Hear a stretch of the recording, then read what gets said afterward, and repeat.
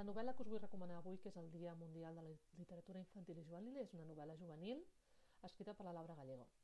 La Laura Gallego és una escriptora que té un gran número de títols destinats als joves lectors, que els atrapa des del principi. Sap atraure l'atenció dels joves i mantenir l'atenció durant tota la història. En el cas d'avui us recomano Els Guardians de la Ciutadella. Aquest és el primer volum, que és el bestiari de l'Axlin. És la història d'un món on els humans que queden viuen envoltats de monstres, monstres que volen matar els humans per sobreviure.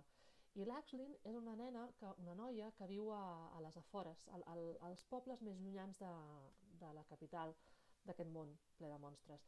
Ella es va quedar coixa a causa d'un monstre i això l'ha comportat que no sigui vàlida per matar monstres, però li ofereix l'oportunitat d'aprendre a llegir i escriure, cosa que en aquests moments la seva societat no entén i diu que per què es necessita llegir i escriure si el que ens interessa és sobreviure als monstres, però ella li treu profit perquè com que no pot sortir a caçar però sí que sap escriure, comença a escriure totes aquelles coses que fan des del seu poble per espantar els monstres i s'adona que necessita sortir del seu poble i anar a visitar altres poblats on hi hagi altres monstres i tornar a escriure tot allò que fan. I així, mica en mica, va fent el seu bestiari, on té un llibre immens que va escrivint cada ciutadella, cada poble quins monstres té i com s'ho fa per vèncer-los.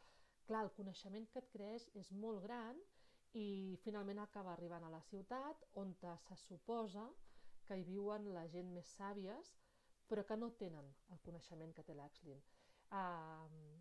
És un llibre d'aventures, és un llibre de joves intrèpids, de coneixement, que la veritat és que segueix amb una segona i una tercera part no gens menyspreables i que animo a tots aquells nanos que tinguin ganes de fugir de casa i descobrir nous mons i matar monstres i viure aventures, doncs que no se'l perdin. El podeu trobar a l'eBiblio, el podreu trobar a la biblioteca quan tornem a obrir i si no, el podeu comprar a una de les llibreries que estan sumades al projecte de llibreries obertes.